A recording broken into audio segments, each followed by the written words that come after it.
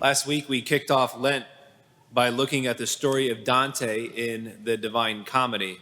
Remember, he was a man, someone who found himself lost in a dark wood, not knowing how or when he even got into the dark wood of sin. And eventually, he saw the way out, a light there up on the hill, his way out of the dark wood. And so right away when he took off to get out, he immediately was confronted by three beasts, his sins stalking him, blocking him, keeping him from getting out of the dark wood and transcending toward divine love.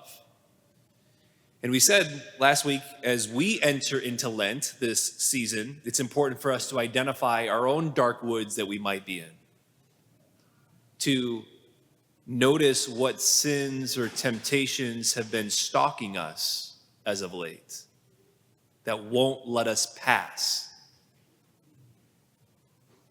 And we said the hope is that this Lent, instead of just trying to maneuver around them or continuing to maybe manage sin, is to really take a stand and to engage in a battle plan, if you will, to beat it. And as we saw last week, it requires for us to go on a journey, not up, but down, a journey in. That's the path for true conversion. It's the path for true healing, so that we can make the move to divine love, of which we're created for. So this week, needing a guide and help. And secondly, a necessity of seeing the whole picture. First, needing a guide. Dante learns the journeys down, that he needs to confront the hellish parts in his hearts before he can rise, before he can be the man in which he knows that God has called him to be, that he knows he's called to be. But he learns that he doesn't have to do it alone. He's not expected to do it alone. Not only does he not have to do it alone, it's more than that. He gets a guide. He gets someone, Virgil, who knew the way down, who knew the ins and outs on how to go in, who could lead him step by step to confront those darkest spots in himself.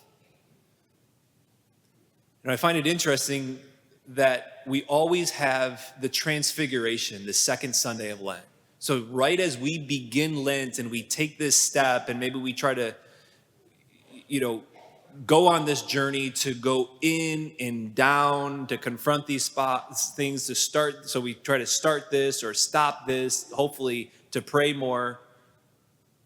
Right the second week, as soon as we enter the desert, the second week, the church gives us the Transfiguration, when Jesus brings Peter, James, and John up the mountain for him to show himself to Peter, James, and John in all his glory.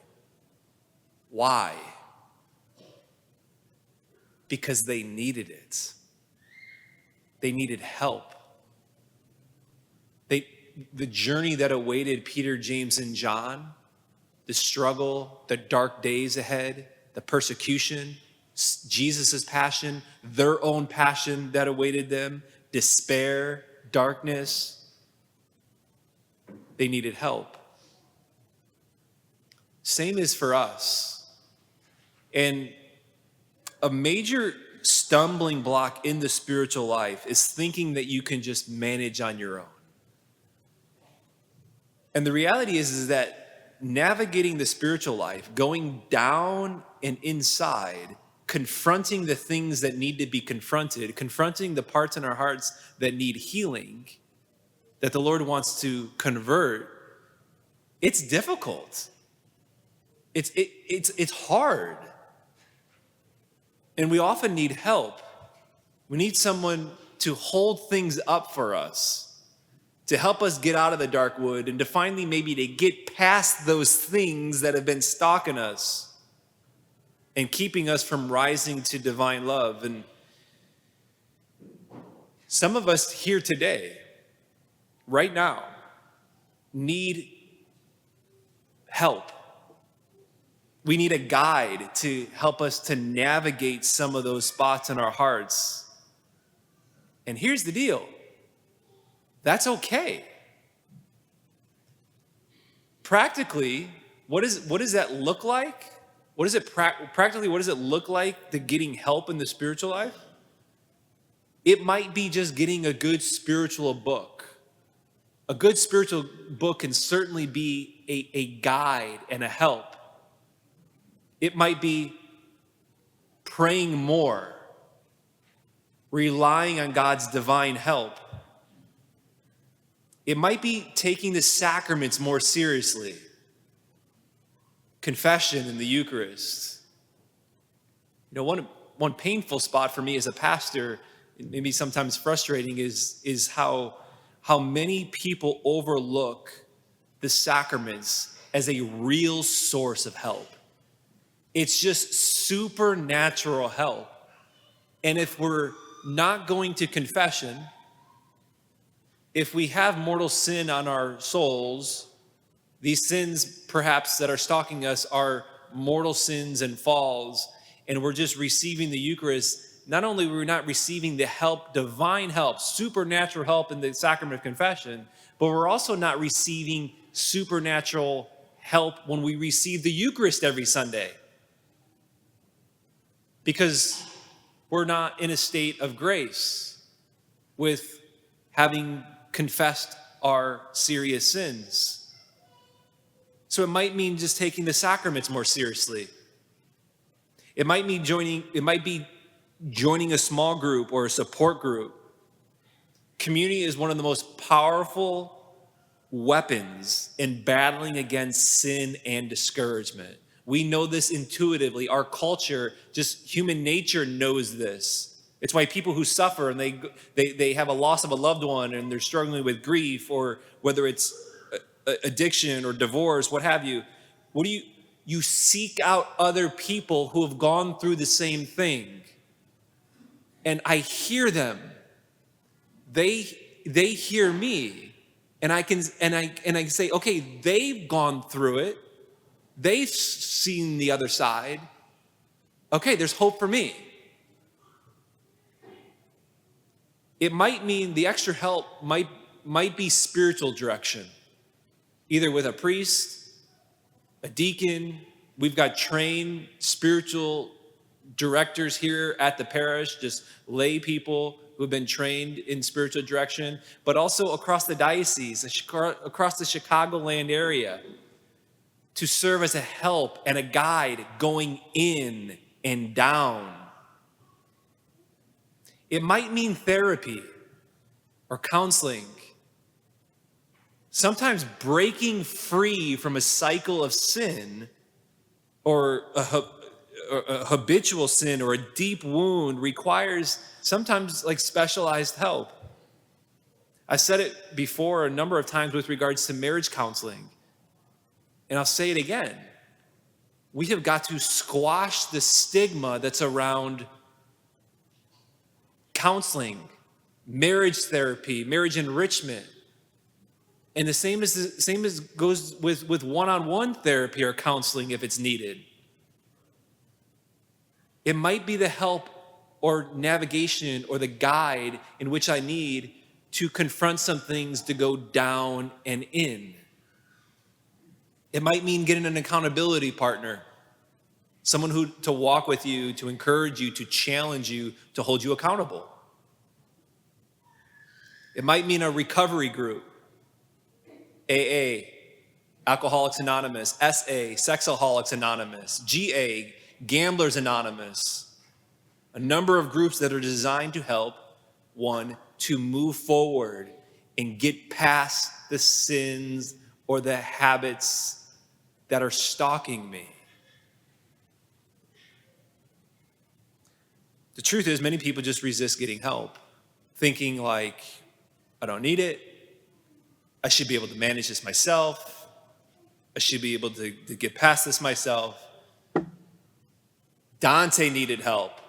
Peter, James, and John today we see needed help. All the disciples needed help. And so do you. And so do I, in one degree or another. That's the starting disposition for conversion. for a deeper healing, deeper conversion.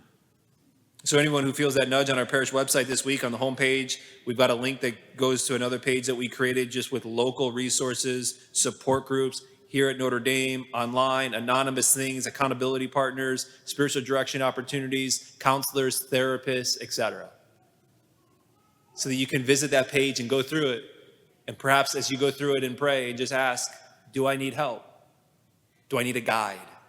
Someone to help me to go down and in? Which brings us to seeing the whole picture. See, what's interesting is that even though Dante had a guide, Virgil, ready to help him navigate the hellish parts in his hearts that he needed to navigate, Dante didn't budge. He didn't move. He started making excuses, comparing himself with others who have had these conversions. He says, others have had the conversions, were destined for greatness, but not me. And Virgil actually calls him out on it. It says, you're being a coward because you know you need to go down and in, and you're not doing it. You're being a coward. Dante was lost. He was being stalked by sin, and he was frozen in fear.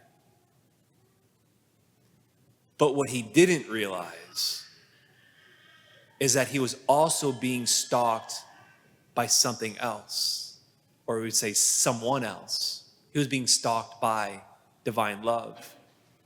See, it wasn't until Virgil just explained to him the backstory and how it is that Virgil even got to be there.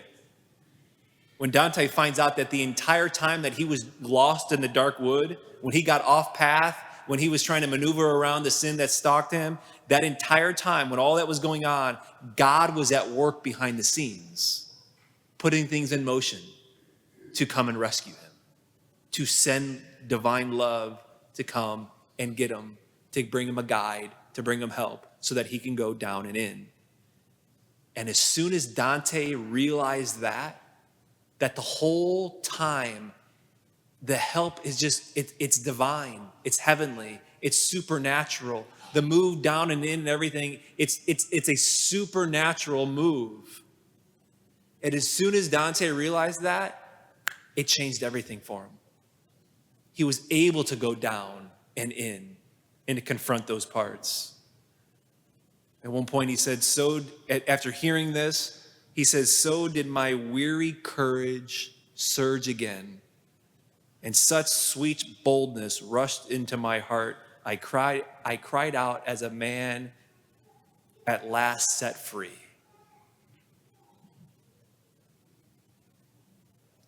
The reality is, it's true. In one degree or another, you do need help, and I do. And that can be discouraging. So with that, know that before you even cry out for help, God has already begun to put things in motion. Love is already pursuing you, watching you, putting things in motion to come and get you, to help you, to help you be navigated to go down and in. Divine love's already been watching and already searching for you. Because at the end of the day, whatever cycle of sin it is, whatever addiction there might be or a hellish part in us, at the end of the day, love needs to touch it. Love needs to replace it. And there's the cross. There's Lent. That's what we're looking to. There's Jesus's death on the cross, his victory finally over sin and death, his supernatural triumph over evil and sin, so that we can tap into his victory over sin and death. And then, oh yes, the cross, Jesus stalking me ultimately from the cross so that I can go with him in and down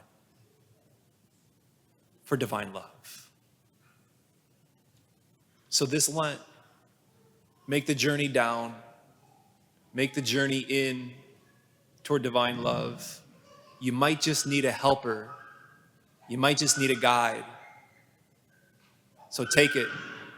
See the bigger picture. Surrender to a bigger love, divine love, the one who is already working behind the scenes, chasing after you.